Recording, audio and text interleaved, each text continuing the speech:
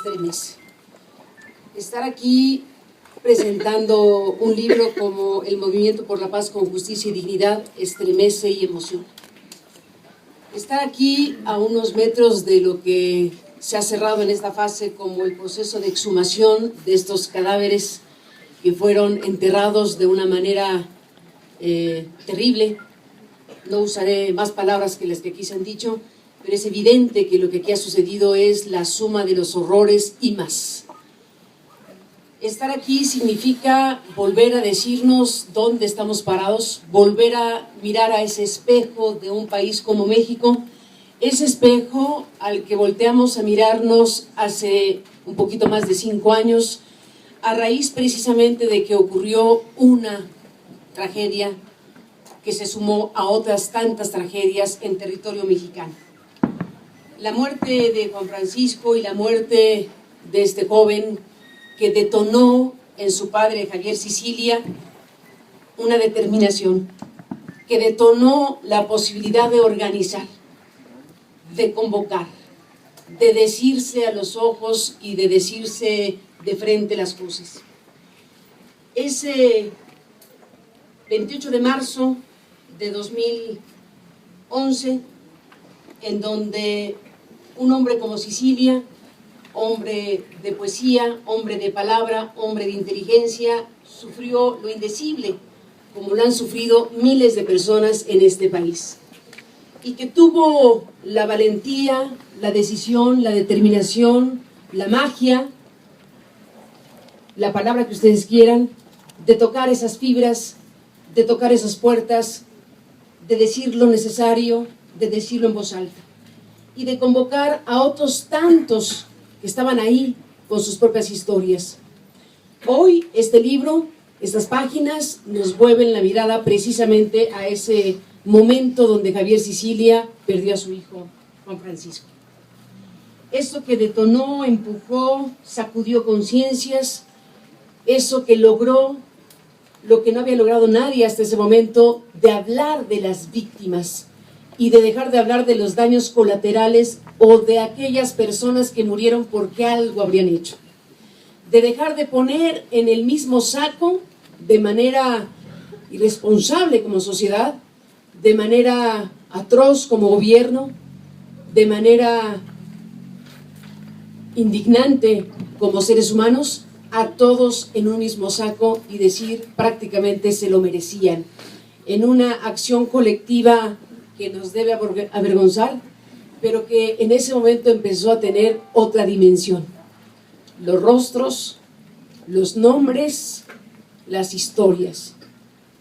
¿Quién y por qué está atrás de cada uno de estos casos? Decir como condición elemental de seres humanos qué pasó con cada uno de los desaparecidos, dónde están, quiénes son, qué sucedió. Decir con cada uno de los muertos por qué murió, quién lo hizo y qué ha pasado con esa muerte. Todas esas preguntas que siguen abiertas para miles de personas en este país empezaron a ser formuladas de manera distinta. Empezó a elevarse un nivel de exigencia de la sociedad mexicana que vio en el Movimiento por la Paz con Justicia y Dignidad esa expresión civilizada, esa expresión humana, esa expresión entrañable de la gente que salió a las calles, que recorrió kilómetros en las caravanas, que sentó en el castillo de Chapultepec a todos los representantes del poder político en México, que acudieron entre asustados, sorprendidos y convenencieros en muchas medidas precisamente a esa convocatoria inusual. Esas charlas, esos diálogos de Chapultepec que tendrían que haberse convertido en un quiebre histórico y que lo fueron en su medida, pero que no lograron transformar lo que hoy sigue siendo una realidad existente. Este libro que presentamos, que acompañamos, que celebramos, no es, diría yo, un libro conmemorativo. No es un libro que pretende conmemorar 5 años de existencia de un movimiento. Es un libro que dice estamos aquí y estamos vivos. No es un libro de museo, ni de biblioteca, ni es un referente estrictamente cultural, como lo quisiera el gobierno del estado de Morelos. Tiene mucho de cultural, sí, pero de otras maneras. Este libro es un libro que se presenta en un marco como este, en donde las conciencias siguen sacudidas desde hace ya demasiados años, demasiado tiempo transcurrido. Las fosas de Tetelcingo son esta expresión extrema de lo que puede suceder con el tratamiento a los seres humanos, con la falta de respeto a la vida, a la muerte y a lo elemental de una civilización.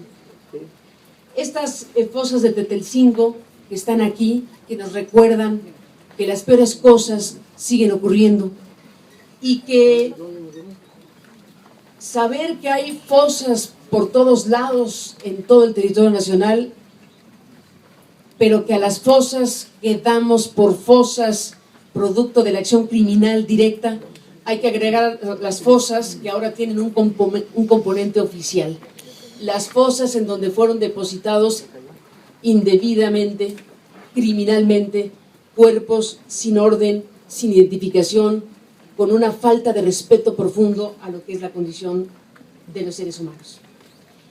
Esto que nos sirve para estar aquí, que nos da motivo para estar aquí, vuelve a decirnos que el Movimiento por la Paz con Justicia y Dignidad es un movimiento que ha significado una y mil cosas. Yo quisiera contribuir en este encuentro de una manera adicional a estas palabras. Difícil ha sido la selección para los editores de este libro, para Javier, para Eduardo Vázquez, para quienes han sido los editores que han tenido que seleccionar textos, que han tenido que seleccionar fotografías, que han tenido que detenerse en palabras y en elementos que nos permiten reconstruir este movimiento por la paz con justicia y dignidad para volver a hablar de su naturaleza, de su evolución y de su perspectiva. Yo quisiera cerrar esta parte de la presentación tomando ese discurso, releyendo ese discurso que sacudió conciencias de periodistas, de poetas y de sociedad, y desde luego de víctimas. Ese discurso que tuvo la lucidez Javier Sicilia de escribir apenas unas horas, unos días después de la noticia de la muerte de Juan Francisco, esa carta abierta a políticos y a criminales. ¿Qué tanto ha cambiado en este país desde que Javier tomó la pluma y escribió lo que escribió? ¿Qué tan cerca, qué tan lejos estamos de ese abril de 2011, 2 de abril de 2011, fecha en la que Javier Sicilia escribió carta abierta a políticos y criminales? Permítanme la lectura, permítanme recordar esas palabras que leímos tantos y que representaron tanto en su momento y que siguen representando tantas cosas. Ahora que se presenta este libro, que estamos en esta tarde reunidos en este lugar que tantas cosas significa, que han estado por aquí gente entrañable como Villoro, como Solalinde, como tantos que han venido por aquí para hablar, para estar, para no dejar pasar las cosas, permítanme sumarme a través de la lectura y de recordar esa carta de Javier Sicilia abierta a políticos y criminales y volvernos a decir qué tan lejos, qué tan cerca estamos de aquello. El brutal asesinato de mi hijo, escribía Sicilia, el brutal asesinato de mi hijo Juan Francisco, de Julio César Romero Jaime, de Luis Antonio Romero Jaime y de Gabriel Alejo Escalera se suma a los de tantos otros muchachos y muchachas que han sido igualmente asesinados a lo largo y ancho del país a causa no solo de la guerra desatada por el gobierno de Calderón contra el crimen organizado, sino del pudrimiento del corazón que se ha apoderado de la mal llamada clase política y de la clase criminal que ha roto sus códigos de honor. No quiero, escribía Javier, no quiero en esta carta hablarles de las virtudes de mi hijo que eran inmensas, ni de las de los otros muchachos que vi florecer a su lado, estudiando, jugando, amando, creciendo, para servir como tantos otros muchachos a este país que ustedes han desgarrado. Hablar de ello no serviría más que para conmover lo que ya de por sí conmueve el corazón de la ciudadanía hasta la indignación. No quiero tampoco hablar del dolor de mi familia y de la familia de cada uno de los muchachos destruidos. Para ese dolor no hay palabras, solo la poesía puede acercarse un poco a él, y ustedes no saben de poesía, les dice a políticos y criminales. Lo que hoy quiero decirles, desde estas vidas mutiladas, desde ese dolor que carece de nombre porque es fruto de lo que no pertenece a la naturaleza, la muerte de un hijo es siempre antinatural y por ello carece de nombre. Entonces no se es huérfano ni viudo, se es simple y dolorosamente nada. Desde estas vidas mutiladas, repito, desde este sufrimiento, desde la indignación que estas muertes han provocado, es simplemente que estamos hasta la madre. Estamos hasta la madre de ustedes, políticos, y cuando digo políticos no me refiero a ninguno en particular, sino a una buena parte de ustedes, incluyendo a quienes componen los partidos, porque en sus luchas por el poder han desgarrado el tejido de la nación, porque en medio de esta guerra mal planteada, mal hecha, mal dirigida, de esta guerra que ha puesto al país en estado de emergencia, han sido incapaces, a causa de sus mezquindades, de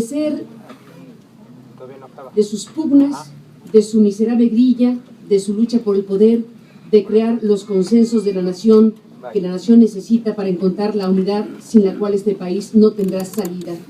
Estamos, decía Javier, y aquella frase se hizo histórica, estamos hasta la madre. Porque la corrupción de las instituciones judiciales genera la complicidad con el crimen y la impunidad para cometerlo. Porque en medio de esta corrupción que muestra el fracaso del Estado, cada ciudadano de este país ha sido reducido a lo que el filósofo Giorgio Agamben llamó con palabras griegas zoe, la palabra no protegida, la vida de un animal, de un ser que puede ser violentado, secuestrado, vejado y asesinado impunemente. Estamos hasta la madre porque solo tienen imaginación para la violencia, para las armas, para el insulto, y con ello un profundo desprecio por la educación, la cultura y las oportunidades de trabajo honrado y bueno. ¿Qué es lo que hace a las buenas naciones?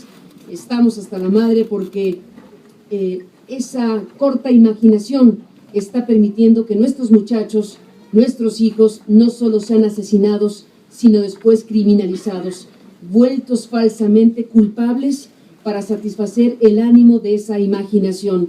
Esta es la primera parte de aquella carta abierta de Javier Sicilia, que movió conciencias, que tocó corazones, que hizo posible la organización de una parte de la sociedad. Tomo una última parte de la lectura de este texto, donde dice Javier, dirigiéndose a los señores políticos y ustedes, señores criminales. Lo entrecomilló, por cierto. Lo entrecomillo, dice Javier, porque ese epíteto se otorga solo a la gente honorable. Señores, están con sus omisiones, sus pleitos y sus actos envileciendo a la nación.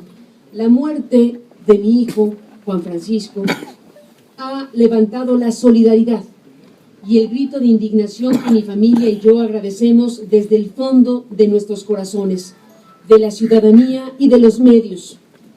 Esa indignación vuelve de nuevo a poner ante nuestros oídos esa acertadísima frase que Alejandro Martí dirigió a los gobernantes: si no pueden, renuncien. Al volverla a poner ante nuestros oídos, después de los miles de cadáveres anónimos y no anónimos que llevamos a nuestras espaldas, es decir, de tantos inocentes asesinados y envilecidos, esa frase debe ir acompañada de grandes movilizaciones ciudadanas que los obliguen. Y eso fue lo que pasó. Y eso fue lo que pasó con este movimiento por la paz, con justicia y dignidad, que recorrió y ha recorrido kilómetros y kilómetros de este territorio y de otros, especialmente en los Estados Unidos.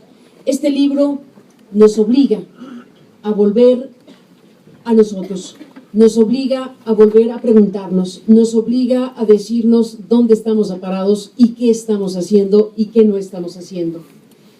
Cerraba a Javier su carta abierta a políticos y criminales diciendo: recuerdo unos versos de Bertolt Brecht, cuando el horror del nazismo, es decir, el horror de la instalación del crimen en la vida cotidiana de una nación, se anunciaba.